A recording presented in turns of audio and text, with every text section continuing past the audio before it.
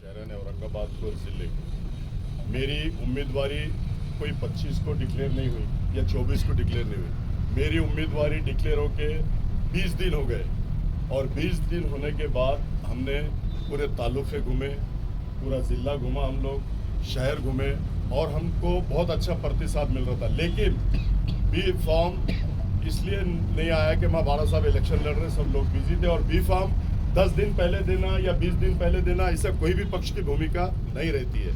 दूसरी बात, जब 3 बजे फॉर्म अपने को 25 को भरना होता है, उसके अगर 1 घंटा 2 घंटे पहले भी आ रहे तो फॉर्म आता है। लेकिन 24 को मेरे को फॉर्म नहीं आया था, इसलिए मैंने अपनी भूमिका, मैंने वंचित बहुजन आघाड़ी का भी फॉर्म भर के रखा था और अपक्ष का भी फॉर्म रखा था भर के।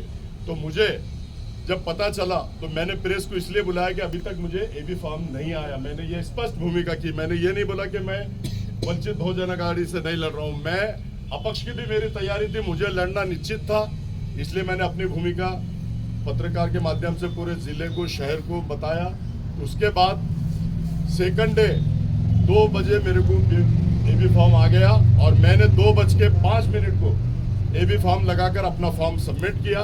इसमें हमारी कोई राजकीय खेड़ी थी नहीं, हम कोई राजकीय खेड़ी करते नहीं। अगर लोग कोई आरोप प्रति आरोप लगा रहे होंगे तो ये सरासर गलत है। मैं कोई 25 तारीख को या 24 तारीख को उम्मीदवार डिक्लेयर हुआ नहीं। मैं 20 दिन से मैं पूरा जिले का दौरा, हम हमारे पदाधिकारी जावेद भाई, हमारे जफर, जिलाध्यक्ष, हमारे पीके, तमाम लोगों ने हमने पूरे जिले का पूरा नियोजन बनाकर पूरे जिला घूमकर सब जगह जाके आया और अच्छा प्रतिसाद हमको मिल रहा था। तो हमने इस दौरान ये सोचा ही नहीं कि एबी फॉर्म हमने जब डिस्कस की, बाड़ा साहब का डायरेक्ट मेरे को फोन आया कि तुमने प्रेस क्यों ले आई सी। तो मैंने बोला सर अभी तक बी फॉर्म हाथ में नहीं आया। मैंने ये नहीं बोला कि मैं वंचित बहुजन आघाड़ी से नहीं लड़ रहा हूँ। मैं इंडिपेंडेंट भी मेरी तैयारी थी, क्योंकि मुझे पब्लिक के सामने जाना था, जनता जनार्दन की अदालत में जाना था, इसलिए मैंने अपनी भूमिका ली थी और इसमें हमारी राजकीय खेड़ी किसी भी किस्म की नहीं थी। प्रकाश अंबेडकर साहब ने बोले मैं कल आपको फॉर्म भेज रहा हूँ, उन्होंने फॉर्म भेजा, मैं उनका तहे दिल से शुक्रिया अदा करता हूँ। और प्रकाश अंबेडकर साहब ने 2 बजे फॉर्म भेजा और मैंने 2:05 को लगा के एबी फॉर्म के साथ सबमिट कर दिया और अधिकृत उम्मीदवार में वंचित बहुजन। इसमें एक सवाल ये है कि खुद प्रकाश अंबेडकर कितनी सभाएं लेने वाले हैं औरंगाबाद में? औरंगाबाद में उनकी 3 सभाएं होंगी, ऐसा हमारे पास जानकारी है। बाळासाहेबांच्या 3 सभा होतील, सुजातदादांच्या 2 सभा होतील, अंजलताईच्या 2 सभा होतील। एकूण प्रत्येक तालुक्यामध्ये आंबेडकर घराण्याच्या सभा असणार आहेत। सोबतच राज्य कमिटीच्या दिनांक 7 तारखेपासून ते 11 तारखेपर्यंत राज्य आणि विभाग कमिटीचे सर्व पदाधिकारी औरंगाबादला असणार आहेत। आमची ही लढाई अस्तित्वाची लढाई आहे। या ठिकाणी आम्ही पाठिंब्यातून सीट काढलेल्या नाही, आता यावेळेस आम्ही स्वतः आहे, त्यामुळे आम्हाला हे सीट फार महत्त्वाचं आहे। आमची लढाई इथल्या माजी खासदारासोबत नाही आहे, आमची लढाई एमआयएममधील काही तक्रार आहे का? यांनी अफवा पसरवल्या का? एमआयएमचा जर विषय केला तर आमच्या कुठल्याही पदाधिकाऱ्यांशी त्यांचं कुठलंही संभाषण नाही। विषय दुसरा, मी एक व्हिडिओ बघितला, नक्षबंदी काहीतरी नाव आहे त्या व्यक्तीचं, कोणत्या तरी चांगल्या एशिया एक्सप्रेसचं काहीतरी अध्यक्ष आहे काहीतरी, तर त्यांनी एक जाहीर केले संध्याकाळी 10 वाजता की एबी फॉर्म लावलेला नाही 25 तारखेला, ही माहिती अधिकृत आहे आणि पुढच्या दिवशी म्हणजे 26 तारखेच्या प्रिंट मीडिया सुद्धा मध्ये त्याची माहिती आली आहे। तर त्यांनी जाहीर केलं, त्याच्यानंतर त्यांनीच पत्रकार परिषद घेतली, त्यांनीच पाठिंबा दिला। ह्या सगळ्या खेळी आमच्याकडून नाही, हे एमआयएम कडून खेळी आहेत आणि विनाकारण। आणि ज्या वेळेस निवडणूक आयोग 25 तारखेची डेट 3 वाजेपर्यंतची देत आहे, तर प्रत्येक पक्षाच्या अनेक पदाधिकाऱ्यांनी, अनेक उमेदवारांनी फॉर्म भरलेले आहेत, त्यामध्ये खेळी करण्याचा संबंधच नाही। आम्ही जर वेळेच्या नंतर काहीतरी निवडणूक आयोगामध्ये जाऊन काहीतरी वेगळं करत असेल तर त्याला खेळी म्हणा। आम्ही निवडणूक आयोगाने दिलेल्या वेळेमध्ये सगळ्या गोष्टी करतोय। असं काही बंधन नाही कुणाचं की 18 तारखेलाच फॉर्म भरावा आणि 24 तारखेलाच भरावा। तो आमचा अधिकार आहे, संविधानाचा अधिकार, तो आम्ही बजावला। एमआयएमचा 100% खोडसाळपणा आहे। खोडसाळपणा म्हणजे त्यांच्या पायाखालची जमीन सरकलेली आहे, कारण अफसर खान सारखा मजबूत उमेदवार हा पटांगणात उतरलेला आहे आणि त्यांच्यामधले अंतर्गत कलह जर बघितले तर बहुतांश लोक आम्हाला संपर्क करण्याचा प्रयत्न करत आहेत, त्यामध्ये लोकप्रतिनिधी आहेत। मग आम्हाला खेळी करण्याची गरजच नाही आहे। 5 वर्षामध्ये त्यांनी जे काही कामं केली नाहीत, त्यामुळे लोक आम्हाला हे करतात। माझे नगरसेवक तुमच्याबरोबर संपर्कात आहे का काही नगरसेवक? आत्ता सांगितलं आपण एमआयएमचे संपर्कात आहे का? इम्तियाज जलीलचा आमचा काय संबंध? नाही नगरसेवक सांगितले ना आपण, लोकप्रतिनिधी. कशाचा? ते तर तुमच्याकडून आम्हाला माहिती मिळाली पाहिजे. 26 को स्क्रूटनी हुई और आज 27 एक ही दिन है. 12 तुमच्या उमेदवारांनीच हा भ्रम निर्माण केलेला आहे. तुम्ही स्वतः पत्रकार परिषद घेऊन सांगितलं होतं ना का मी अपक्ष लढतोय. हो 24 पण फॉर्म नाही मिळाला ते पण त्यांनी स्पष्ट केलं. स्पष्ट केलं ना. आताच बोललो ना मी तुमच्याशी की 24 तारखे उद्याचा 3 वाजेपर्यंत टाइम होता, म्हणून मी बोललो की नाही भेटत असेल तर मी अपक्ष लढवणार. कधी मिळालं एबी फॉर्म? एबी फॉर्म कधी मिळालं? 25 तारीख को 2 बजे और 3 बजे तक भरने का टाइम था और 2:05 को मैंने सबमिट कर दिया. अब ये बोल रहे कि इन्होंने गुपचुप भरा, चोरी से भरा, तो मैंने क्या पिछले दरवाजे से आके कलेक्टर साहब को दिया क्या? अरे मैंने सामने डंके की चोट पे 200 लोगों के साथ आके भरा.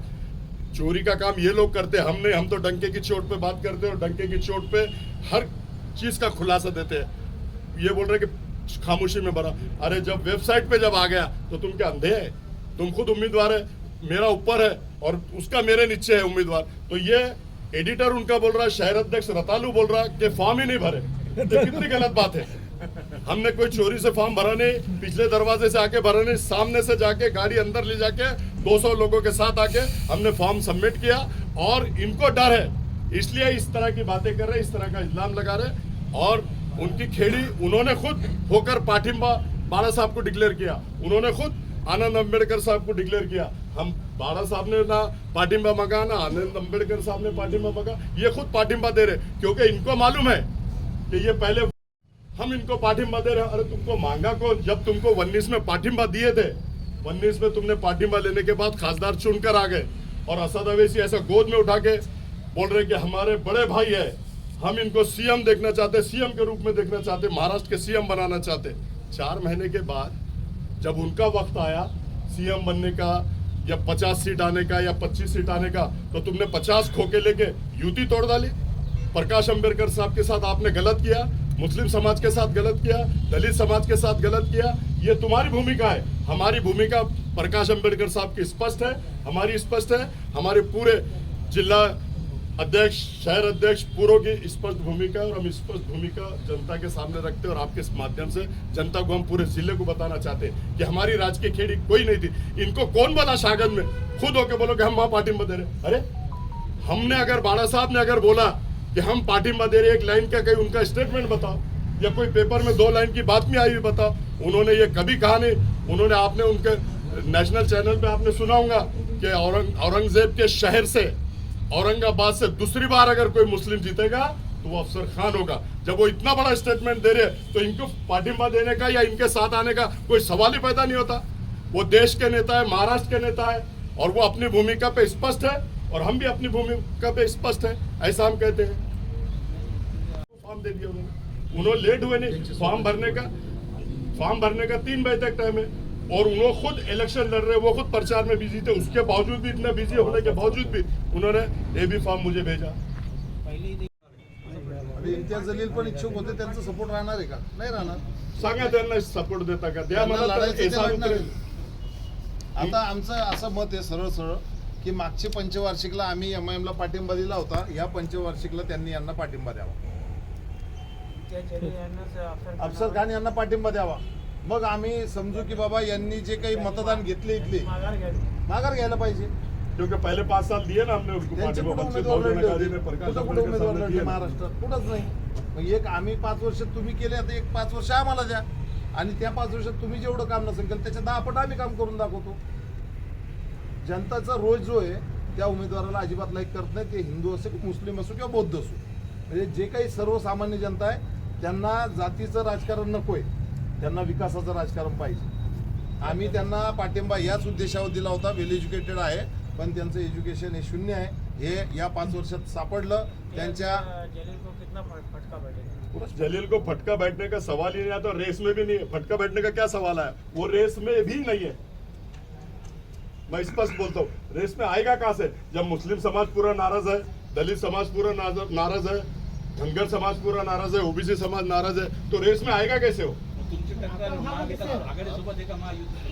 देखो मेरी टक्कर सीधा सीधा संदीप पान घुमरे से है. मैं स्पष्ट बोलता हूँ कि हम दोनों में लड़ाई होगी और दोनों में से जो भी जीतेगा वो हम दोनों में टक्कर है और ये तीसरे और चौथे नंबर पे रहेंगे। मैं स्पष्ट आप लोगों को बता दूं, क्योंकि मेरा जो सर्वे है, मैं जो पूरे तालुके घूम रहा हूँ, पूरा जिला घूम रहा हूँ, इन्होंने काम तो छोड़ो, ये तो गया ही नहीं किसी के पास, शुक्रिया अदा करने को भी नहीं गया। ऐसा चारों तालुके से और पूरे जिले से बातें आ रही है। और चंद्रकांत खैरे 20 साल थे, उन्होंने क्या किया? उन्होंने भी कुछ नहीं किया। 25 साल में पूरा जिला और शहर पूरा हमारा पूरा वंचित है, कोई काम हुआ नहीं, सब लोग सुविधा से वंचित है, ऐसा मैं कहता हूँ। और लाइट की समस्या है, स्कूल की समस्या है, एक टीचर 5-5 क्लासों को पढ़ाती है। अरे तो तुम 25 साल से, तुम 20 साल से तुम खासदार है, 5 साल से तुम खासदार है, तुमने किया क्या? कुछ भी नहीं, तुम्हारा वक्त शून्य वक्त है तुम्हारा। ये सारे जिला और सारे तालुके और सारा शहर ये बोल रहा है। तो इसलिए मैं समझता हूँ कि सारे लोग हमारे साथ हैं और जीत अल्लाह के फजल करम से हमारी होंगी, ऐसा मैं कहता हूँ। खैरे साहब कितने नंबर पे रहेंगे? नंतर कोणाला पाठिंबा देणार? जावेद भाई, मैं सब पदाधिकारी अमित भोईगढ़ नहीं, पत्रकार मिशन से क्या हो गया? अमित भोईगढ़ इंडिया के साथ है? अरे उसके साथ मुसलमान नहीं है तो अमित भुईगढ़ क्या जाएंगे? 70% मुस्लिम नहीं है उसके साथ, तो अमित भुईगढ़ क्या जाएंगे? अमित भुईगढ़ एकदम पक्के सिपाही है प्रकाश अंबेडकर साहब के, वो इधर उधर हलने वाले नहीं। आज के पत्रकार परिषद क्यों नहीं थी? वो बाहर गए, वो अकोला से थे, बाहर गए हुए ना, यहाँ नहीं है ना। तुम्ही निवडून आल्यानंतर कोणाला पाठिंबा देणार? मैं प्रकाश अंबेडकर साहब का सिपाही हूँ और मैं किसी को पाठिंबा नहीं दूंगा। मैं अपने बाला साहब के साथ में रह के पूरे लोकसभा को हिलाने का काम करूंगा। जो संविधान बदलने की बात करते हैं उनको टक्कर देने का काम करूंगा। और जो अभी बोल रहे हैं कि सामान्य नागरिक कायदा लाएंगे, उसको कड़ा विरोध अफसर खान का और प्रकाश अंबेडकर साहब का रहेगा। और वो हम सामान्य नागरिक कायदा होने नहीं देंगे, एनआरसी आने नहीं देंगे। अभी इनके रहते हुए तो सीएए पास हो गया, लेकिन अल्लाह के फजलो करम से हम एनआरसी और सामान्य नागरिक कायदा पास होने नहीं देंगे। हम मोदी के आंखों में आंखें डाल के बात करने वाले लोग हैं, अमित शाह के आंखों में आंखें डाल के बात करने वाले। हम किसी के बाप से डरते नहीं, हम सिर्फ अल्लाह ताला से डरते हैं, ऐसा हम बोलते हैं। औरंगाबाद नामांतर पे क्या भूमिका है आपकी? औरंगाबाद नामांतर तो जो थे अंदर, उन्होंने तो उसके ऊपर कोई भूमिका निभाई नहीं, कोई भूमिका उठाई नहीं। आज अगर हम लोकसभा में जाते हैं तो देख लेना आप लोग, पूरा हिंदुस्तान देखेगा कि औरंगाबाद के लिए अफसर खान कैसे लड़ेंगे। औरंगाबाद को वापस औरंगाबाद करो बोल के भूमिका रहेंगी और पूरे सभागृह के अंदर धिंगाना अफसर खान करेगा, ऐसा मैं बोलता हूँ। देश की जो राजनीति है, देखो ये पिछले 14 से लेके आज तक 19 तक ये करते हैं, 24 में जा रहे हैं। लोग समझ गए जातिवाद करना, हिंदू मुस्लिम को तोड़ना, और ये इनका इमाम का भी वही काम है। मुसलमानों को जज्बात में लाना, मुसलमानों के उनके देवी देवताओं के खिलाफ बोलना, उनके खिलाफ बोलना, और मुसलमानों को एक जगह करना और हिंदुओं को एक जगह कर देना। चाहे सेकुलर हिंदू भी है तो उसको इतना बुरा अगर कोई बोलेगा, अगर कोई हमारे हुजूर के शान में गुस्ताखी करता तो हमारा खून खोलता नहीं क्या? तो वो अगर उनके भगवान के बारे में बोलेंगे, उनको सुपारी इस टाइप की दी जाती है कि सारे हिंदुओं को एक जगह कर दो और मुसलमान को एक जगह कर दो। लेकिन अब हिंदू भी समझ गया है, मुसलमान भी समझ गया है, इनकी बातों में और इनके झकोलों में आने वाला नहीं। ये झूठे और मक्कार है, मेरा स्पष्ट बोलना है।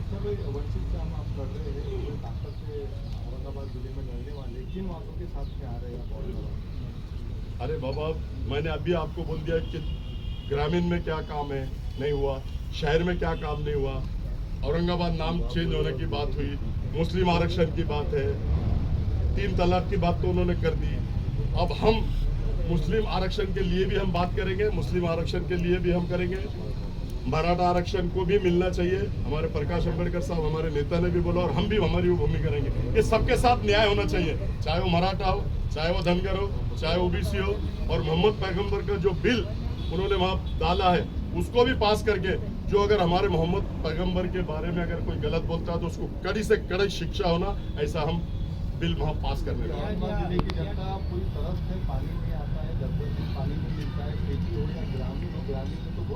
वादा करते हैं। मैं वादा नहीं करता, डायरेक्ट काम करता हूँ, मैं अंजाम तक पहुँचता हूँ। और मैं जैसे चुन के आता हूँ, ये जो आज 8 दिन 9 दिन 10 दिन 12 दिन में पानी आ रहा है, अल्लाह के फजलो करम से आपके सभागृह में जाते जितना फंड यहाँ लगता है, खींच के फंड लाने की ताकत रखता हूँ। आपने देखा होगा कारपोरेशन में महापौर किसका भी हो, बीजेपी का हो या शिवसेना का हो या कमिश्नर कोई भी हो, फंड लाने की ताकत हम में है। और हम वहाँ से फंड ला के डेली पानी अगर नहीं कराऊंगा तो फिर मेरे को बोलना, आप लोग डेली पानी औरंगाबाद शहर को मिलेगा, ऐसा मैं बोलता हूँ।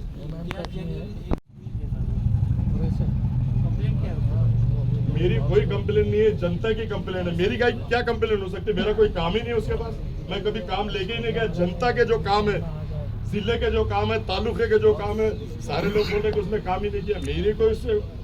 मेरी पर्सनल कुछ भी नहीं है। अगर वो काम नहीं करेगा तो जनता उसको उसकी जगह बताएगी, और जो काम करता है जनता उसको चुन के देंगे, ऐसा हमारा स्पष्ट बोल है।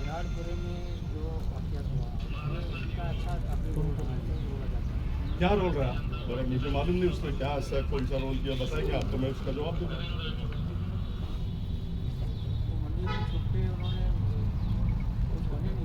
अरे मंदिर में छुप के, बड़ी अच्छी बात की आपने, वो अपनी जान बचाने के लिए मंदिर में जाके छुप के बैठे, और उन्होंने स्पष्ट कहा कि कोमिंग ऑपरेशन करो, कड़क कार्रवाई करो, तुमको बचाने के लिए कोई आएगा नहीं। उन्होंने ये शब्द वापरा और ये बोला कि सौरभ, ये हिंदू मुस्लिम का झगड़ा नहीं है, ये मुसलमान के बच्चों ने बटन के प्लेयर में आके पूरी पुलिस की गाड़ियां जलाई और पूरा पुलिस पे पथराव किया। ये इसका स्टेटमेंट है। मतलब ये मुसलमानों को नुकसान पहुंचाने के लिए छुप के आया। नौजवान बच्चों को जेल में ठोस दिया गया, 500 बच्चे जाएंगे बोल रहा था, लेकिन हमारे आरिफ नसीम साहब आए, हमने सबने जाके सीपी को मिला और 100 के अंदर स्टॉप हुआ और पूरे बच्चों को छुड़ाने का काम हमने किया। ऐसा हमको देखो, वो फेस्टिवल वो जो करा था, वो फेस्टिवल बच्चों से मैं अगर बनता है तो जो 5 लाख फीस लेता है, 3 लाख फीस लेता है, अफसर खान नौजवान बच्चे के लिए सब फ्री करेगा, खेलो जान बनाओ। और अगर वो ऐसा बोल रहा है कि हम जितने भी गाड़ियाँ ठेले लगते 25,000, 20,000, 15,000 लेते, मैं सबको फ्री में दूंगा, ये मेरा बोलना है। अक्सर जो उम्मीदवार प्रतिज्ञा पत्र में प्रॉपर्टी लिखते हैं वो सही नहीं रहता। इम्तियाज जलील की कितनी प्रॉपर्टी है? पहले जब आया था आमदार के लिए तो 3,000 थे उसके पास, अब करोड़ों में चला गया। खासदार बनने के बाद में जितना था उससे डबल दुगनी बता रहा, वो तो बता रहा दुगनी, लेकिन है उसके पास में 100%। कहाँ है क्या है वो हमको सब मालूम है। बेनामी प्रॉपर्टी कितनी?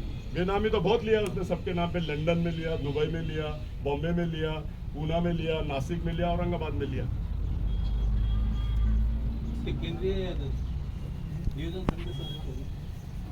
नेशनल लेवल के बोले तो सब आता है उसमें। हमारा औरंगाबाद शहर में भी आज जो डेवलपमेंट प्लान टेबल पे बैठ के गया, किया गया, जहाँ बस्तियां बन गई वहाँ पे रिजर्वेशन डाल दिया गया, जहाँ मकान बन गए कॉलोनियों पे रिजर्वेशन डाल दिया गया, और उसका सदस्य था, इसके लिए उसने आवाज उठाया नहीं, क्योंकि टेबल के नीचे से आ गया है ना, इसलिए वो गरीब कहीं भी जाए, बस्ती टूटे, रास्ता बने, उसको कोई लेना। ये वक्फ बोर्ड के जमीन के लिए क्या करने वाले आप बचाने के लिए? वक्फ बोर्ड की जमीनात जो है हाँ, उसके संरक्षण के लिए उसको बोर्ड की जगह गरीबों का हक है।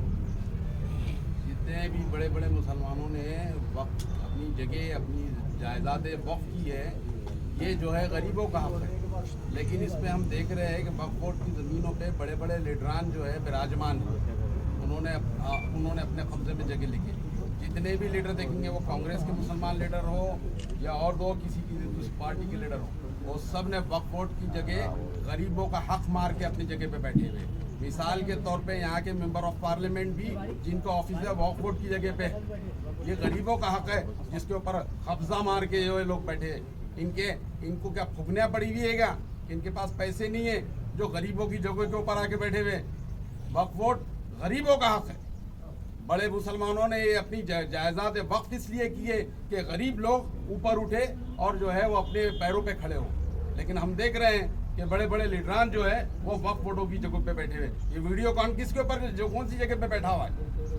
ये पूरे जालना रोड की जो है जगह है, जितनी है, किसकी जगह है? ये सारी जगह वक्फ बोर्ड की है। और इसके ऊपर कौन बैठा है? कोई गरीब इसके ऊपर पेट भर रहा है? कोई गरीब इसके ऊपर पेट नहीं भर रहा है। वो लीडरान, वो छोटे लीडरान जिनकी नीयतें सही है नहीं है, जो गरीबों के माल के ऊपर अपने जो है दीदे लाल करके उसके ऊपर काबिज बैठे हुए। इसके जवाब तो उनको यहाँ जो मिलेगा, लेकिन आखिरत में इससे ज्यादा जवाब मिलेंगे। उनके नाम बता दीजिए ना साहब, कौन कौन है? पूरे लीडरान, सारी पार्टी के मुस्लिम लीडरान बोल दिया मैंने, अब समझ लो और आप गिन लो आप कितने लीडरान है, इवन इंक्लूडिंग यहाँ के मेंबर ऑफ पार्लियामेंट का भी नाम बोला आपको, आपके सुनने में नहीं आया। वो मेंबर ऑफ पार्लियामेंट का नाम सुनने में नहीं आया आपके। उसके अलावा सारे कांग्रेस के मुस्लिम लीडरान। वीडियो कॉन पे कौन बैठा हुआ है? यहाँ की ये पूरी जगह पे कौन बैठा हुआ है? कौन है? सारे जो है मालदार इंडस्ट्रियलिस्ट बैठे हुए हैं वहां पर। और वो जगह जो है हक जिसका है वो गरीबों का हक है, वो गरीबों का हक मार के खाए, अल्लाह ताला गारत करेगा। इम्तियाज जलील पहले धन्ना सेठों के बारे में बात करते थे।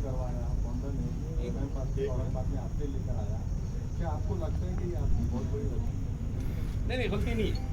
देखो मुस्लिम लीडरशिप कहीं से भी कांग्रेस जो है बिरयानी के अंदर मुस्लिम लीडरशिप खरीदना चाहिए। अल्लाह का करम था कि उस टाइम जो आए थे उस टाइम जो है जमात में बहुत इखलास था। आज वो इखलास वो जमात में नहीं रहा। अब वो जमात में इखलास ये रहा कि मेरी रोटी रखी हुई है और मेरी रोटी पे दाल कैसी आती है। तो आज वो जमात का ये हाल है कि वो सिर्फ रोटी पे दाल खींचने का काम करते हैं। और हम जब थे वहाँ पे उसमें इखलास था और हमने मुस्लिम लीडरशिप को बढ़ाने की कोशिश की थी और अल्हम्दुलिल्लाह उसमें हम कामयाब भी हुए। धन्ना सेठ लोगों के बारे में बात करते हैं और बटन और उनका बारे में नशीले जो पदार्थ है उसके खिलाफ भी लड़ते हैं। अब क्या हो गया? देखिए उन्होंने जो वक्फ बोर्ड धन्ना सेठ सारे अंदर जाएंगे, बैठ के मैं FIR पेड़ भरेंगे, ऐसा उन्होंने कहा था। और उसके बाद में उन्होंने आवाज़ उठाने के बाद में सारे धन्ना सेठ से मिलके 7 करोड़ रुपए लेके और उन्होंने आवाज़ को दबाने का काम किया। जहाँ भी वो आवाज़ उठाते, गुटखे की आवाज़ ले लो, देशी दारू की आवाज़ ले लो, वाइन शॉप की आवाज़ ले लो, रेती की आवाज़ ले लो, आप हर वक्फ बोर्ड की आवाज़ ले लो, हर आवाज़ उठाकर मैनेज हो जाते हैं। वहाँ से पैसा ले लेते और चुप बैठ जाता है। आप बोलो ना, वो बोलता है मैंने ये आवाज़ उठाया, रिजल्ट क्या है? 640 दोनों ने मिलके वहाँ पे क्वेश्चन किए, रिजल्ट कितने आए वो बताओ। बातें करना तो सबको आता है और सब करते हैं, उसका रिजल्ट चाहिए। 640 में जो आवाज उठाई उन्होंने लोकसभा में, उसका नतीजा कितना है? एक भी नहीं आया। मैं समझता हूँ उनके हक में एक भी नहीं आया। वो आवाज उठाने के बाद में जो मैनेज हो जाता है, चाहे वो लोकसभा हो, चाहे वो अपना शहर हो या हिंदुस्तान हो या महाराष्ट्र हो, वो मैनेजमेंट कर लेते हैं और उसमें रिजल्ट 0 होता है, रिजल्ट आता ही नहीं, ऐसा हम कहते हैं। सर अभी आदर्श बैंक घोटाले का जो किस्सा है, हाँ, उसमें आपका कुछ योगदान है क्या और आपने कुछ उसके ऊपर काम किया क्या और लोगों को लिए कुछ रिलीफ आप देने वाले हैं क्या? देखो अभी उसने जो आदर्श घोटाले का आवाज उठाया, नौटंकी थी, नाटक किया, नौटंकी किया, लोगों को बताया कि मैं नौटंकी और नाटक कर रहा हूँ। उसने आदर्श घोटाले में किसको 100 रुपए दिलाए मुझे बता दो आप, किसी को दिलाया नहीं उसने। और 538 लोगों को उसने गुनाह दाखिल करा दिया 353 का। अब कुछ फायदा तो किसी को मिला नहीं, पहले खाने को परेशान है घर में, अब उनको 7-12 देना है या टैक्स पाती देना है या वकील लगाना है। 538 लोगों पे गुनाह दाखिल करा दिया। ये उसने आदर्श घोटाले का ये इनाम दिया उनको। अब आदर्श घोटाले के पैसे तो बहुत दूर की बात है, 538 लोगों पे गुनाह दाखिल करा दिया। यही आदर्श है उनका। मुसलमान बच्चों को अंदर कराना, यही आदर्श है उनका। 500 बच्चे अंदर जाएंगे बोल के, ये आदर्श है उनका। आपके ऊपर भी आरोप लगता दम है तो आना। जैसे गुटके के पास अनवर के साथ पार्टनर है, उसका गुटके का धंधा बढ़ाने के लिए मारवाड़ी के पास काहे को रेट मारा? अगर मेरा धंधा चलता तो आना बता, या फिर पुलिस कमिश्नर काहे के लिए यहाँ पे वो करेंगे ना कार्रवाई अगर मेरे धंधे तो। ये तो इसके तो धंधे गुटके के हैं, इसके तो धंधे राशन के हैं, बायोडीजल में 3-3 लोगों के साथ पार्टनर है, नंबर 2 के धंधे रेती केस के हैं पूरे धंधे। ये नंबर 2 के धंधे करता और दूसरे पे इल्जाम लगाता। मैं तो व्हाइट कॉलर हूँ। 28 साल में मैंने जब से कारपोरेटर बना 95 से लेके आज तक, मेरा अगर कोई एक भी धंधा ऐसा बता देगा या 10/10 की जगह वक्फ बोर्ड की मैंने लिया है या कारपोरेशन की लिया है या गवर्नमेंट की लिया है, गुलामी लिख दूंगा। अभी मैं इलेक्शन भी नहीं लड़ूंगा। लेकिन इन्होंने तो ढोरकिन में 22 एक कर ली, पीसा देवी पे 20 एक कर ली, नासिक में एक वक्फ बोर्ड की जगह ली, पूना में वक्फ बोर्ड की जगह ली। इनको बेवा, यतीम, यसीर के भी जगहों पे डाका मारते हैं। हमने कभी जिंदगी में, हमारे लाइफ में हमने 10/10 की भी जगह लिया तो आप बता दो, गुलामी लिख देंगे पूरे शहर औरंगाबाद के और पूरे प्रेस की। आप खासदार बनने के बाद पहला काम क्या करेंगे आप? पहला काम पानी का करूंगा शहर में, और ग्रामीण के 3 काम बता दिया मैंने, वो करूंगा। पाण्याचं राहणार ना, पाणीचं सर्वात मोठं काम आपलं पाणीचं जे लोक त्रस्त आहे, हंडे घेऊन येतं माझी मागे